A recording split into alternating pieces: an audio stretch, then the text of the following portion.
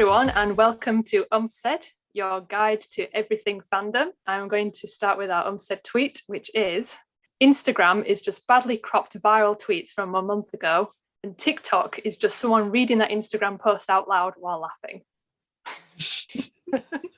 Not It sums up inaccurate. most social media, really, And if I'm being honest. The Twitter to Instagram to Facebook to TikTok pipeline. Yeah. My name is Jess. I'll be your host for today, and I'm joined by my lovely co-hosts who are... I'm Mimi. I am Jen. And I'm B. In today's episode, we're going to discuss something that we're all part of at the moment, and it's something that we're really excited to talk about as well. It's just a huge fandom, and also it's really fascinating. That is K-pop. Yay! Reluctant cheering. Exactly. We're so enthusiastic, guys. We're really excited. Tone it down. It's been a while since I had a coffee, okay? Before we get started, what we're going to do, we've all picked one K-pop song each that we would recommend for you to listen to, and we're going to start with Mimi's choice.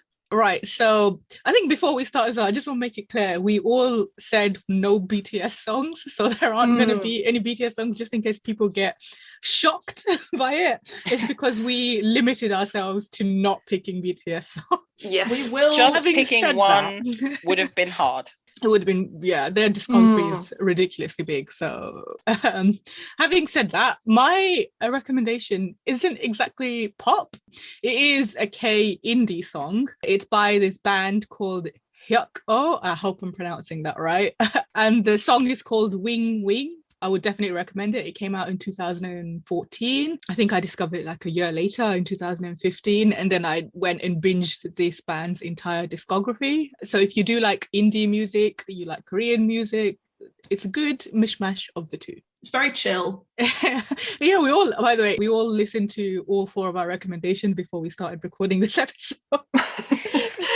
Like the lyrics are really depressing, but the song is really chill and nice. Yes. Yeah, if you want an existential crisis, listen to this song. I like songs like that And, personally. I do. And the good thing about like listening to a song in a language that you're not familiar with is you don't have to dwell on the lyrics if you don't want to. You can just enjoy the tune. And that's a nice upbeat tune, so you can just pop along to it and just ignore the fact that it's quite depressing. No thoughts, just vibes. It's what I tend to call a sad bop. It's a song that has sad lyrics if you look into it, or depressing-ish lyrics, but the song's a bop. So you have to ignore the depressing nature of the song because the song is a bop. Sad but make it slap. Yes. Absolutely. I think Jen was going to make her recommendation next. So yes, okay. I picked White T-shirt by Jonghyun, 2016. It's from the album She Is. She is also a bop, but White T-shirt is just, I think, the perfect pop song. It's like under 3 minutes. It's hooky. It gets stuck in your head. It makes you want to dance. It's just really, really good. I just love his vocals as well on that song. It's got a really nice, clean, simple choreo as well that is really fun to watch. Yeah, and he also has his natural pink hair in all of his stages for that comeback. It grows naturally like that. His hair has always been pink. Of course. I really like, to add to the Jonghyun and SHINee love in general, his composition and his songwriting has always been brilliant. I think we were saying before this, we were looking at the different songs that he'd written and composed, and goes back as early as Juliet in 2009 was one of his. So he's very talented as a songwriter. Yeah. I would recommend, if you want to bop to this song at its maximum capacity, listen to it in the summer while you're at the beach. Very summery vibes, this song. It has a lot of like tropical house instrumental. Yeah, it's a good driving song as well, I've found. Also good on happy playlists, I find. It's on at least one of my happy playlists, I think. Yeah, it's great. Okay, B, do you want to give us your song recommendation? Yeah, well, so I didn't know that Jen had also picked a SHINee solo artist song, but continuing they're just that good, okay? They are just that effing good. So the song that I picked is much more recent, 2021 song. It is Bad Love by Key. If I Just so could've- you guys know, I hadn't seen the video until you guys showed it to me. So And I'm glad we managed to change that, Mimi. Yeah. It's a brilliant song and a brilliant album in its entirety. The fact that really soon after being released from the military, but the fact that the first creative project that Key did was this, which is just astonishing. It's a synthwave banger. When you listen to the lyrics, you're kind of just like, wow, who hurt you? But again, it's one of those, it's a sad banger. Sad, but make it slap. Key is absolutely the master of sad bops. Yes. you know what? This song is basically the crying in the club right now meme. Like, It's very literally. much it is the key on Instagram Live reading the comment of someone saying, I'm crying in the club. And he's just like, you're in the club? You're crying in the club? Not realizing it's a meme. When you talk about K-pop, you're not just talking necessarily about the music. You're talking often about the styling, the outfits, the hair, the makeup, the choreography. I could talk about this for hours. I will try and rein myself in. The outfits in this video are so on point. Key had a lot of creative control over, the whole album concept. Even just something down to like how incredibly versatile his haircut was. He could style, I think he has it styled about 5 different ways in the music video. And the choreo is, compared to other K-pop choreo, it's almost more like a musical choreo than it is a K-pop choreo. Can I also give a shout out to the B-side Helium, because that is such a good Yes, song. that Banger. is Total banger. such a banger. So good. Any song that name checks Judy Jetson is just, it's a winner in my book. Also, I love the choreo for Helium, which it's very influenced by girl group choreography, which is something that Key himself really enjoys. I just wanted to state about Bad Love as well, is that if you're a fan of Star Trek, you need to watch the MV. That's it. That's all I'm going to say. Yes. Watch the MV if you're a fan of Star Trek. Okay. Yes. There's a lot of Barbarella influence in that video. It's so high camp. I cannot, like, K-pop itself has a lot of camp elements, but my God, Bad Love is a distillation of the campest of camp. There is so much going on there. And even the album design is like, the album design looks like a vintage 1960s collector toy box. It's astonishing what he did with this comeback. I will never stop talking about it. However, I am going to stop talking about it now and hand over to Jess. Okay, thank you. Well, I was actually, before I knew what you guys had picked, I was going to pick a Taemin song, who is also a member of SHINee. But then I thought, I don't want to give SM any more clout. So the song I've picked is, I deliberately went for one that wasn't sort of your traditional K-pop song, and it's Akmu Melted. It's a song that doesn't fit any of the K-pop criteria in the fact that it's got no electronic music whatsoever. It's all like guitar, strings and piano. It's a small group, just 2 people. It's a co-ed group as well, a brother and a sister. There's no choreo, and they themselves have huge appeal in Korea with the general public, which for idol music is quite rare. And yeah, it's just a really nice, it is a sad song, but it's beautiful. I just love it. I love their singing, their harmonies. They were so young when they wrote this. Like the brother Chanyeok, he was 17 when he wrote this, and his sister Soohyun was 14 when they performed it. Yeah, when you told us their ages, I was like, oh my God, they're babies. Yeah, Like, literally. these are some mega talented kids right there. Yeah. And they're still talented. active now. Yeah, they released an album about 6 months ago, and it's great. I would highly recommend their album. It is very good. One of my favourite albums of 2021, I think. That album they did with all the collabs on it. The song with IU especially, it's just incredible. Really good. And yeah, they're a self-writing, self-producing group, which you don't often hear about in K-pop, but they do exist. I think people just have this expectation that it's all manufactured when that's clearly not the case. And I would just highly recommend checking it out, but maybe don't watch the MV if you're feeling quite sad, because it's a pretty heartbreaking MV. Oh no. But there's some live performances on YouTube that I'd recommend. They're really good, very talented. It's interesting we've all chosen like songs that slightly subvert the idea of K-pop. Yes. Yeah, why did we all go for sad but slaps? what was that about? Hey, white t-shirt. White t-shirt. White t-shirt. Justice for white t-shirt. Yeah, sure. That's not sad, but it does slap. So Maybe I think it says more about us than Like, also the fact that 3 out of 4 of us almost chose SHINee solo songs says a lot, because my other option was gonna be a SHINee song. Just as a joke, right? Before I picked the K-indie one that I did, just to be contrary, I was gonna pick that cheating song by Teen Top. Oh God! Oh no! Why? Baby Jane. Also interesting that we all chose songs that, with the exception of Akmu, were written by or performed by men. Yeah, I was trying to find one with like some female input. One of my top candidates was probably Red by Hyuna. Oh, okay. Yeah. Which is an absolute banger of a song. And again, it's kind of subverting a lot of traditional K-pop ideas. Yeah, no, I think we made some good choices for that We did song. some bangers. Yeah. And I think we have some playlists on our Twitter, which will be recommendations of K-pop songs by all 4 of us. Right, moving on. We weren't really sure how to approach this episode because K-pop is just so vast and there's so much that you can talk about that if we kind of left it too much as a free-for-all, we would end up going off in every single direction, and this episode will be about 10 hours long. So what we've decided to do is kind of keep it as bright and breezy as we can and kind of just talk a little bit about our own experiences within K-pop and how we got here. Yeah, I'll do a little bit of an intro of what K-pop kind of involves. So as I'm sure people know, there's like literally hundreds of agencies and thousands of groups that are all out there in K-pop, but you only ever hear about a handful of them. But most of those come from what we know in quotes as the big 3, which are YG, SM and JYP. They're the biggest companies, or were, I should say, the biggest companies in K-pop, and they do tend to dominate the industry as well with their groups. But as I'm sure people have heard of a little group called BTS, they kind of came along. Just a small group. Tiny, absolutely. Just the biggest. Do you know BTS? Do you know BTS? We do know BTS. The biggest band in the world currently. Absolutely.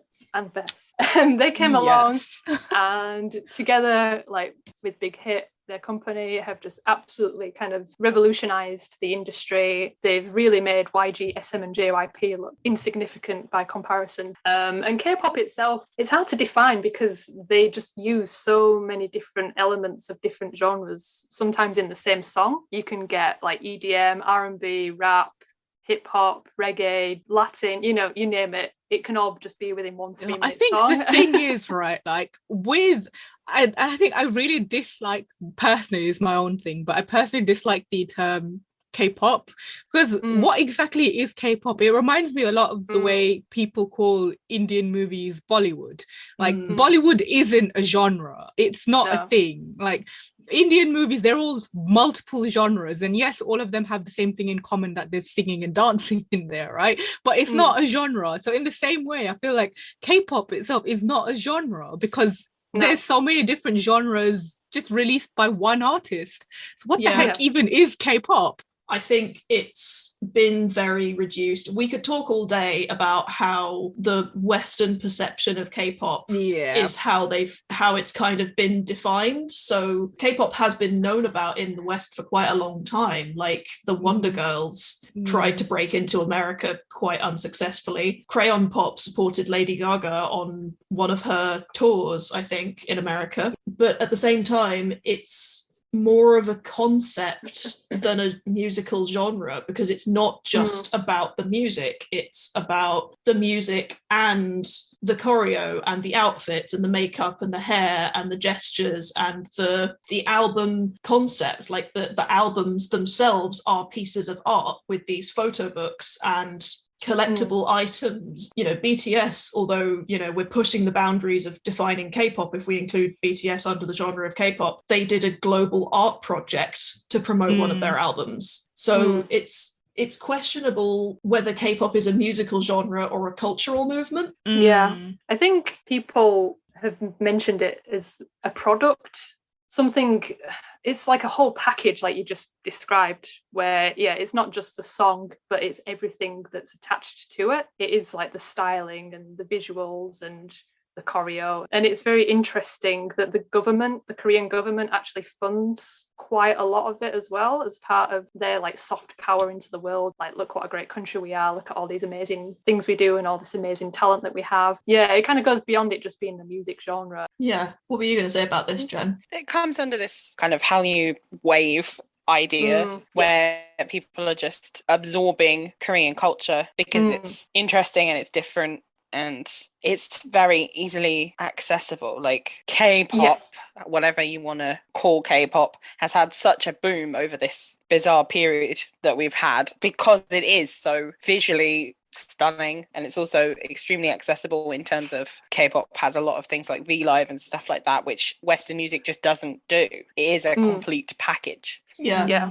And because I think it has a lot of things in it that's quite familiar to Western audiences, like the music genres that it borrows from. And even though it is very unique, it does have links back to music that people are familiar with. And it'll have a catchy hook. It'll have usually English choruses or English phrases within the music that people can sing along with. It's certainly more accessible than like J-pop or C-pop or like other Asian pop music. To be an anti-capitalist for one moment, it's fascinating. For one moment, as if that's not your entire existence. Okay, Shelby. Just to force my politics on everyone, it's fascinating to me that in what most people would consider to be the birth of modern K-pop was the debut of So Taiji and the Boys, which was in 1992, which is before I was born. And all right, rub it in. All right. Sorry, guys.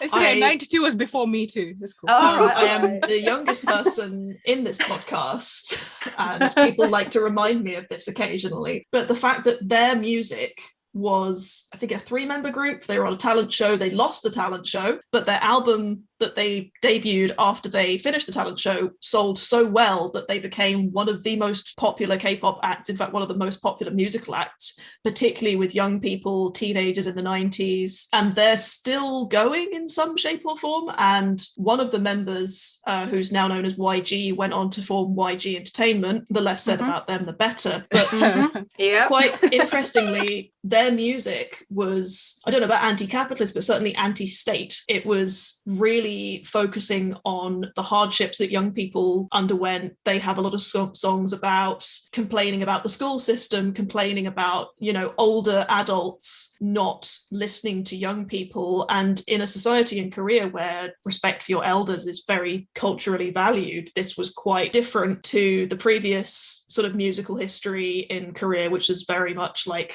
ballads. And a lot of it was, oh, you left me at the train station and I shall never see you again. And paraphrasing trot music. Trot music. So, Yeah. And then when they were super successful for a few years, Lee Soo-man founded what is now called SM Entertainment. And he was Korean, educated in the US, and was very keen on the trends in American pop music that he'd seen. And the first group that I believe he debuted under the sort of the SM, I don't know if it was a label at the time or if it was just a studio, was HOT, who are essentially So Taiji and the Boys, but capitalist.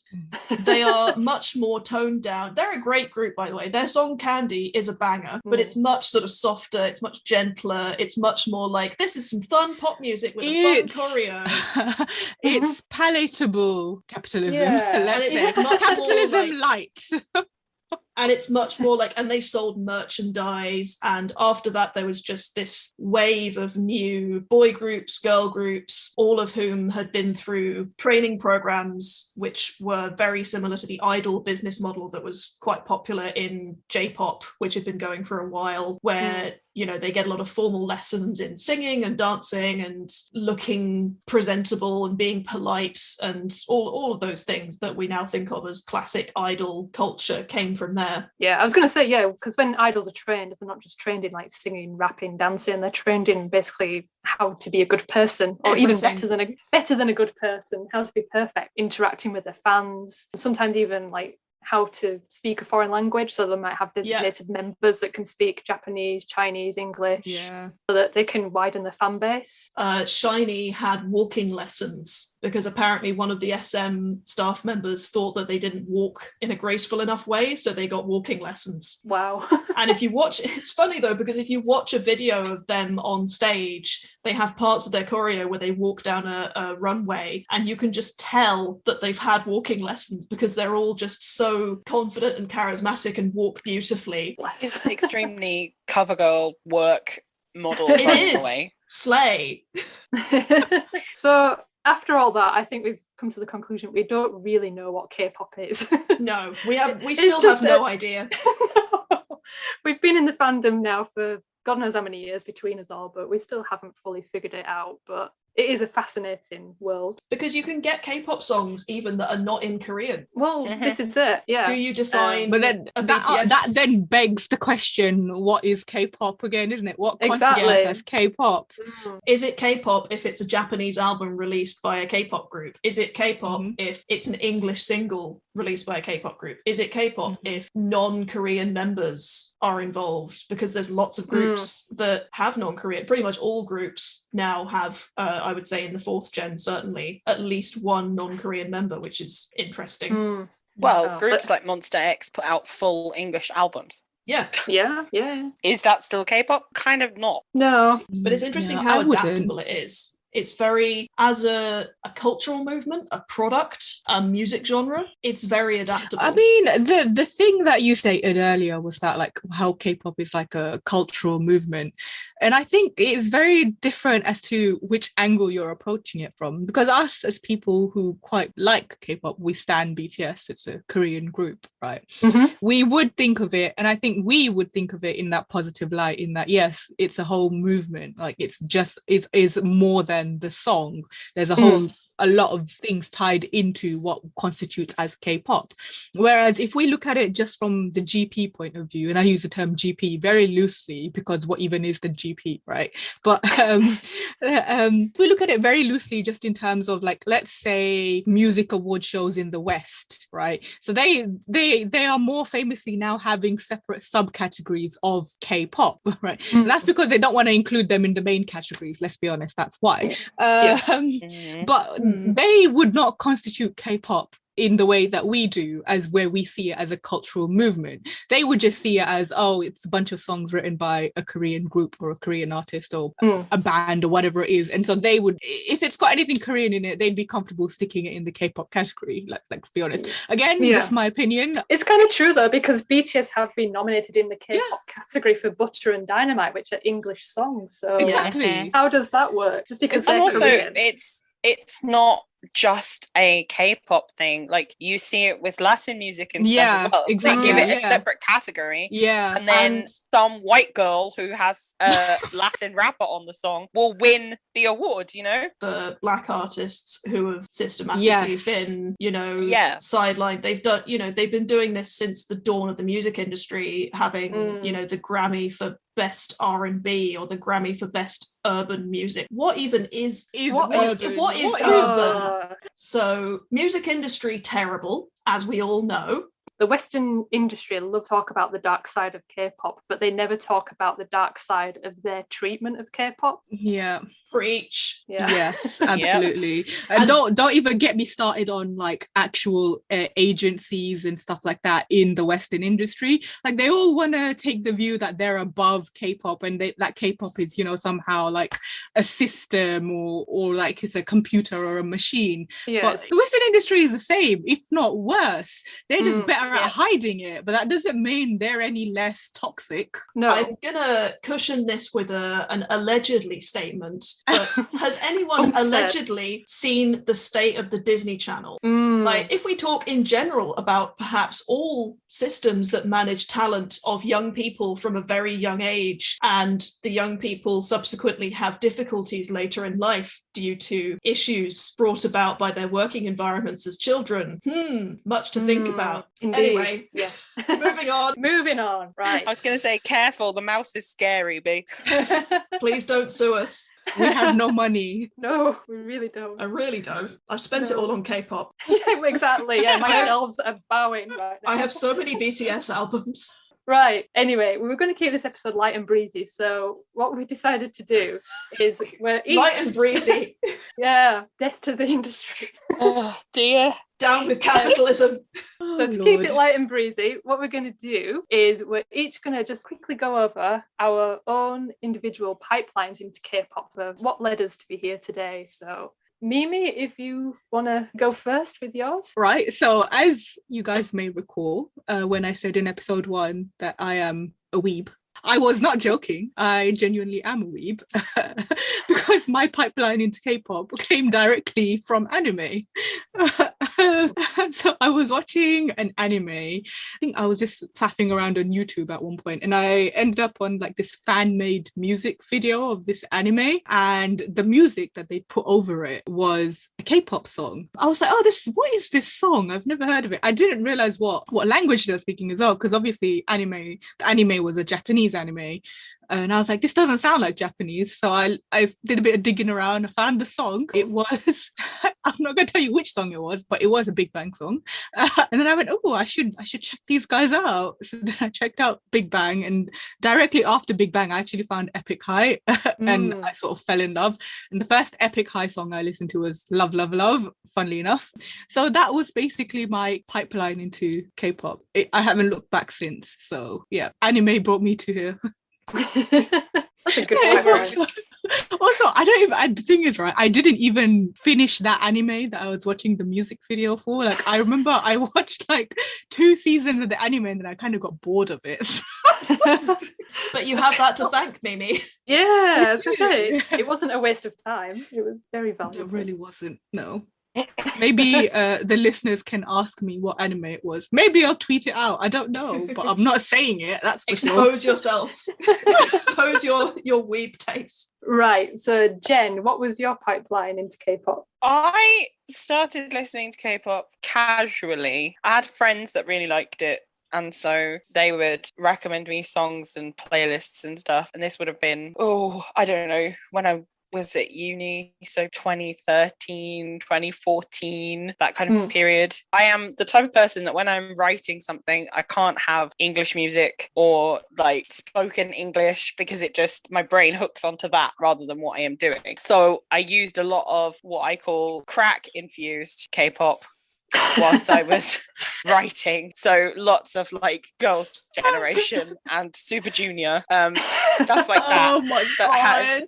That has a lot of energy and is addictive. So it would keep me going, but also wouldn't distract me because I couldn't understand a word that they were saying. And so I was kind of casual with it for a while. And then, something happened in 2020 that kind of disrupted the whole world. I wonder what that was. I What could don't it know. I revisited an old playlist I had on Apple. Jen is going to release it again. No. I want to see it. On that playlist, there was some BTS and stuff. And then I also had a student who really, at that time, who really liked BTS. So I wanted something to be able to talk to her about. This would have been like end of 2019. So I thought, you know what, I'll stick my nose back in. And then it just spiraled from there because I have the too much gene. If I like something, I need to know everything about it. Yes. So yeah, it spiraled from there. And now I'm here. Yay. And we're happy Nice to have you here. Yes. B, do you want to go next with yours? Yeah, I have been a K-pop fan for a long, long time. When I was in secondary school, I'm going to say 2008, 2009. Remember the library computers? Like, it was in the days when it wasn't super normal to have an internet connection at home. Like, certainly I didn't at home, and so I would stay after school in the library to like play little computer games. And some friends who were very into J-pop showed me some K-pop videos, and that included Fantastic Baby by Big Bang. There was some 21, I think there was I Am the Best, and there was also Shiny, Ring Ding Dong, and the Shiny one absolutely captivated me, and I was just like, who are these beautiful men with the ridiculous haircuts and the wings? And I kind of spiraled a bit with Shiny for a couple of years, and I got really into them, but obviously it was much harder in those days to find K-pop content. So you could find the music videos on YouTube. There weren't very many reliable music streaming services to listen to their music on, and it was almost impossible to find variety show content that wasn't chopped up into like 5 separate 240 pixel sections with no English subtitles. Uploaded on like Daily Motion or Vimeo or something. Just so many possible computer viruses. Yeah. So I listened to their music. I think I had some SHINee songs on my iPod, and I was a casual K-pop fan for a number of years. When I was at uni, I moved abroad for my PhD for a number of months, and I was in a country where I didn't really speak the language. And this was in 2018. A friend of mine had sent me the Fake Love music video, I think. And I just absolutely spiraled. And through BTS, I had a very intense, like 6-month BTS phase where I was just consuming all things BTS. And this was when they were sort of on their meteoric rise to fame at that point. So it was really fun to be sort of watching that. And then through BTS, I sort of got back into a lot of other K-pop content that I'd missed over the years. And yeah, here I am today, just stanning everyone. Yeah, have you probably been around the longest out of everybody? I think so. Maybe. Probably, because I think mine was in around 2012, 2013. So. Yeah, I mean, I'd say that I was very casual when I was listening to K-pop in secondary school. But yeah, I don't know, when did you start being a K-pop fan, Jess? I'm trying to remember. Yeah, my pipeline into fandom was in the same way that Mimi was through anime, because that's more your background. Mine background is more comedy. So I would say in some sense mine was also kind of via comedy, because I know, yeah. So, I need to know how that happened. What? Yeah. Well, I mean, everybody knows Gangnam Style. Psy's Gangnam Style, which came out in 2012. At the time, I actually genuinely liked the song. I know people thought it was a meme and it's a bop. Stupid. It's great. I've got to say, 2012 was the year I started uni, and that was on in all the nightclubs when I was going out, and people were properly going for it, doing the choreo and everything. Really was everywhere. Like a lot of people, I enjoyed the song at the time, but then I just kind of forgot about it because it peaked and then disappeared, and I didn't pursue it any further. But then in late 2015, I was just on a YouTube, like 1 a.m. spiral, and I revisited Gangnam Style, and I was like, oh, this song still holds up, it's great. And then I realised that he recently had a new album out, and the song on that was Daddy. So I checked that out, and that was again just as nuts but just as fun. And I was like, oh wow, he's actually a really good artist. He's got some good fun songs. I just spiraled into Psy music, like just really enjoyed the humor like in his MVs and stuff, because always really creative and fun. So I was like, I wonder how like much more I can like find out about this guy. And so I started looking on YouTube for like interviews and stuff. He speaks fluent English, and he did a speech at like Harvard University and Oxford Union and stuff like that. And I like, never knew that. Yeah, neither did I. Really interesting. You should definitely check them out. He's having a comeback this year, isn't he? Oh, I hope so. I think he released some promo. I'm pretty sure he's teased a comeback at some point. So. Ooh. Oh, I hope so. Yeah. Stand Psy, everyone. Yeah, and then from like watching those, I then started finding him in variety shows in Korea, because he's been on quite a few of those, and one of them was some like talk show, but it featured other artists from YG, which was the label that he was with at the time, and one of them was Big Bang. And I noticed Top with his blue fantastic baby hair, and I thought, oh, he's pretty. That was such a good hair look. That was such a good look for him. Such a good look. Yeah. Oh, I should check out these guys too. And then I found Fantastic Baby, and then I was like, oh, I wonder if they do variety shows as well. So I started finding like any variety they'd done, and they'd done Infinite Challenge, which was a huge variety show in Korea. I kind of abandoned K-pop then, apart from Big Bang, and just watched Infinite Challenge instead, because I was still a bit unsure about K-pop, because I was 30 and I thought, should I be enjoying this at my age, kind of thing. I liked a few of the songs, but I was kind of just a little bit unsure of stepping into that world. But if any of our listeners have never indulged in Korean like light entertainment shows, they are absolutely top tier. They are not ITV Saturday night crap. They are so good. I was absolutely. gonna say the two big ones were Infinite Challenge and Running Man for me. Those are the two I Yeah. watched. Running Man is great. Yeah. I also like Knowing Brothers is quite good. I find it's a nice way if you don't know a whole lot about K-pop act outside of their music, you get to know them quite a lot through the episode. That's true. Because they have to introduce themselves as though they're like new students in a classroom, and then they have to do ridiculous challenges, which is always fun. Well, a lot of the Infinite Challenge cast were in some of Psy's MVs, so it all kind of linked back to one another. That was kind of how I got into it. So yeah, it was kind of a comedy pipeline for me. And then as I kind of warmed more and more to K-pop as I got along and kind of got over myself and my age and started like looking for more MVs, I then found like EXO, SHINee, BTS. And yeah, at that point I was gone. There was no saving me. That is the way. And also I found like a friend in real life that was also into K-pop, but we both kept it quiet from one another. But one day she arrived at work, and on her phone I saw she had a Big Bang album cover on because she was listening to the latest comeback at that time. And I was like, oh, you've got Big Bang on your iPod. Like, what's going on? And she's like, oh yeah, I listen to some K-pop now and again. And yeah, from there on we just kind of, I think we got more and more open about our love of K-pop because we found somebody in common. I've just realized we're using all these words, but people might not know like what bias is or second gen, fourth gen, you know.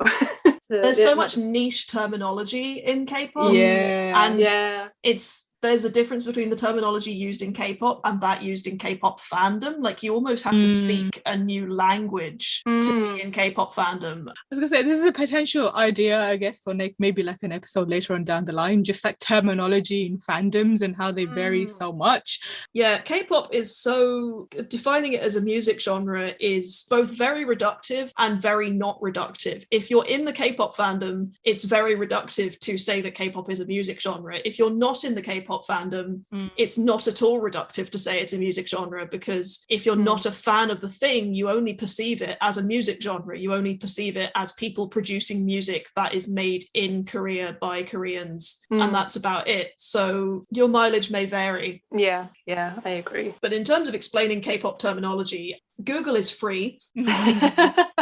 And we can also answer any questions anybody has. You can also DM us or at us asking us questions about K-pop. There's a really good article in Teen Vogue from 2019 called A Brief History of K-pop, which I highly recommend. It's got a really good summary, probably a lot more coherent than what I've said about K-pop, to be honest. And it does have a glossary of terms, so you can look up what all of the words mean. Right, before we go any further, I think it's time for our sponsor. Our sponsor for today's episode is the horrified expression on Jackson Wang's face at Mama 2019, where he, along with the rest of us, had the misfortune to see his boss, JYP, dancing provocatively in clear plastic pants with girl group member Hwasa, and we're still awaiting therapy bills to be paid, still awaiting some form of compensation. However, Jackson's face did help to ease some of our trauma. So just watching your own boss gyrating in transparent plastic pants with girl group members who are very clearly humouring him. Yes. Lord. And Jackson's face looked horror personified. Yeah. Deeply embarrassed and horrified. So thank you, Jackson, for being our sponsor for today. We love that for us. Yeah. Okay, so we've talked a lot today about K-pop, and some of it has been good, some of it less good. But I think traumatizing. The good, the bad, the weird.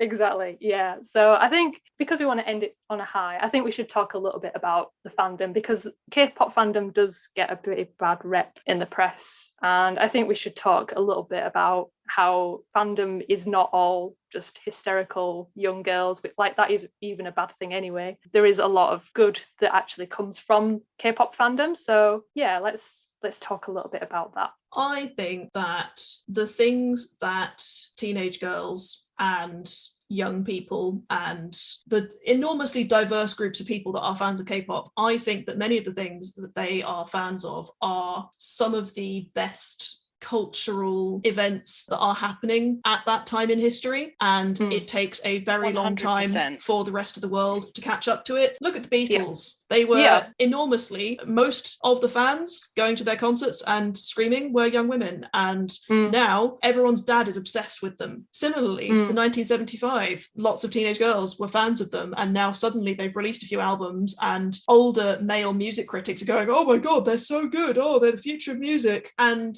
a lot of that is because K-pop is so wonderfully creative, and it inspires fans themselves to be creative, and some of the messages put forward by the music, particularly BTS's music, and to a certain extent other bands as well, have really meaningful, nice messages to their music. They're not necessarily all about a love story or whatever. They can be about loving yourself. They can be about just a fun, cute song about a strawberry. Shout out to Strawberry by Twice. Yeah, they can be empowering. Anyone should be able to enjoy and get something from that. I think when it's not being toxic, to me, K-pop is almost the kind of ultimate expression of fandom, because it's such a cohesive thing because of the way that the industry is run anyway. But then fandoms are also very organized and usually run quite well, and it's very easy to find other people who like that band. It is fandom in its purest form, you know. It's taking what used to be kind of difficult, like if you were very into a TV show or a movie or whatever, you had to really work hard to seek out that fandom, whereas within K-pop it's much easier.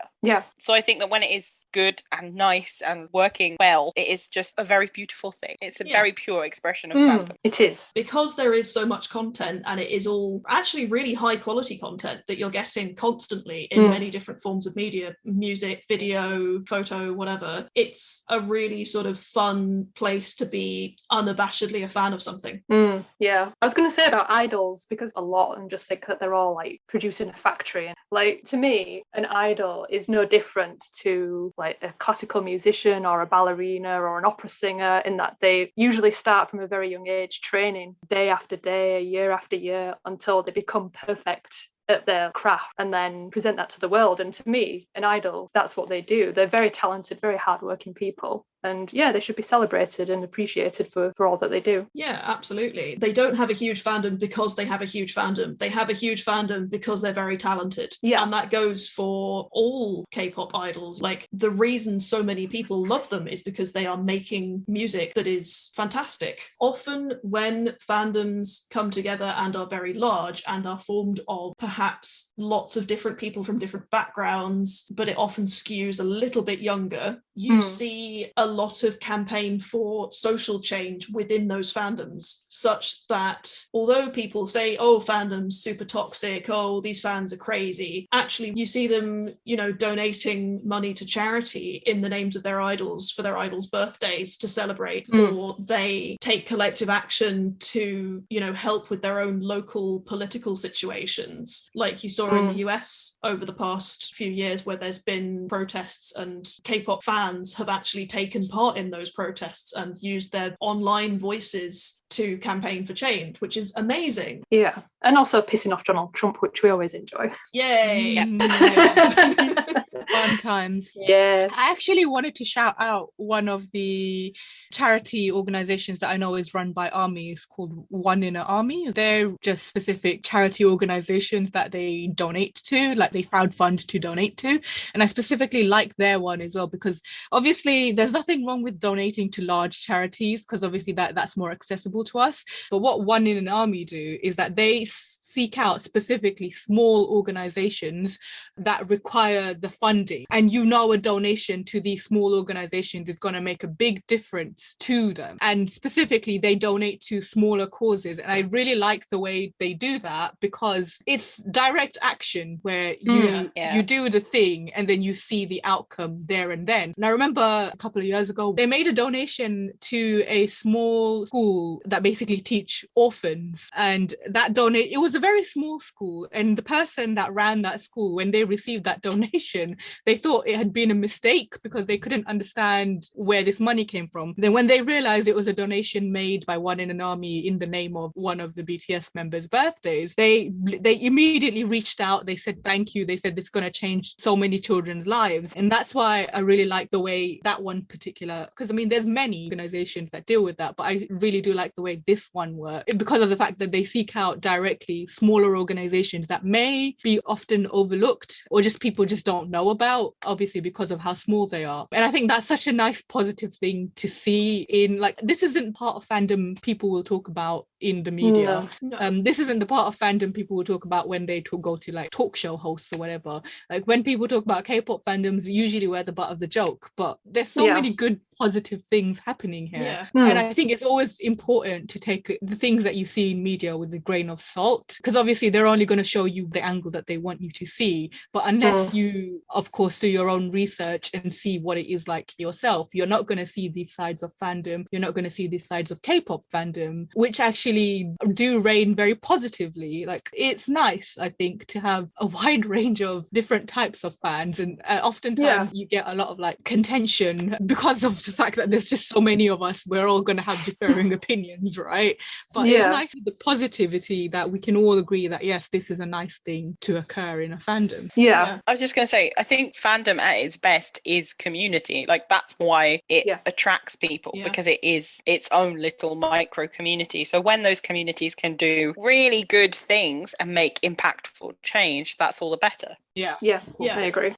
And with ARMY, I mean, I'm just mentioning ARMY because it's the fandom that I'm involved with. It's not even exclusive to charities. There's a lot of armies in a lot of professional fields that will help other armies. So there's armies that are lawyers, for example, and teachers. We love army lawyers. Fitness instructor armies, armies that speak multiple languages and can teach those to people, librarian armies. One of my favorite army Twitter accounts, they are an army cybersecurity account, and it's just one person who runs it, I think, and they post such brilliant content where they, in a really simple way, they spread information about cybersecurity, like everything from very basic stuff to things like the question, what is cryptocurrency, to things like, oh, there's a security flaw in this commonly used social media website, you should make sure that you take precautions with it. It's really interesting and useful that people basically see a group of people who have something in common with, like, being a fan of the same music, and they go, oh, I want to also share with them skills and information and knowledge that are nothing to do with the thing we're a fan of, but which nonetheless will help people, because I want to help these people that are a fan of the thing that I'm also a fan of, which is just lovely. I just think it's nice. It is. It's really wholesome. And I think that's a nice note for us to end. Jen, if you want to just give us a little bit of a recap of what we've learned today. What have we learned today, kids? Korean music is extremely vast, and it is absolutely never just one thing. We couldn't define it. If you think you can, please do. We would be interested to see that. You got a tiny little bit of taste of our music choices. So Mimi and Jess gave you a tiny little bit of K-indie, whilst B and I just chose some pop bangers. Hopefully we touched on enough that you might want to dive a little bit further into K-pop. Maybe our playlists might have helped with that, because we all have similar but also different tastes in music. So that is what we have learned today, kids. Having said that, if you do want to make your own recommendations of K-pop songs, or if you want to look at the K-pop songs we've recommended, if you just want to talk to us, if you want to tell us how wrong, how right we are, you can hit us up on our socials. We have a Twitter, which is at oomfs. Please feel free to DM at us, scream at us in a nice way. Please subscribe to our YouTube channel as well. We have this podcast is broadcast both on YouTube and on SoundCloud for your listening pleasure. We'd also like to say thank you for surpassing 100 followers on Twitter. which is Yay. very exciting. Yay. Thank you. Yay. Thank you for 100 followers. Yay. I'm wrapping all this together to say our next episode will be about fandom platforms, whether that is YouTube, Twitter, Tumblr, LiveJournal, Quizilla. No. We will be Oh my dissecting in as short a time as possible some fandom platforms, our own experiences of them, their demises, their continuing zombie-like existence, or their current state. Yes. So that was our first dive into K-pop, and I'm sure that there will be many more episodes to come, but we just wanted to start off on a nice and bright, breezy note. But yes, thank you for joining us today, and thank you to my lovely co-hosts as well. Thank you for hosting K-pop. It's a monster, it's a beast. So thank you for hosting this episode. Monster by It was EXO a plays lot. in the background. Yes, thank you for joining us this week, and we hope that you will join us for future episodes. And as Mimi and Beeve mentioned, please do follow us and interact with us. We always like to hear from everybody. So until next time, everyone, bye.